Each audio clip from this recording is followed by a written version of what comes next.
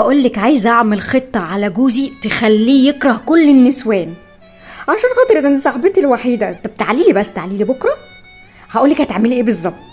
بصي يا قلبي، انت هتيجي وهتقعدي عندي يومين، وطبعا عشان هو عينيه زايغه هيحاول يكلمك ويقرب منك. هتقومي انت عامله ايه؟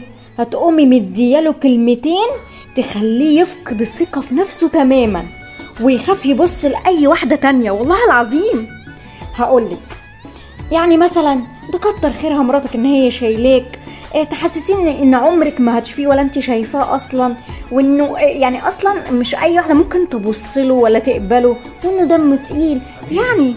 ايه يا حبيبي؟ لا يا قلبي، ده انا بكلم مي صاحبتي، خدتني وانت خدتني.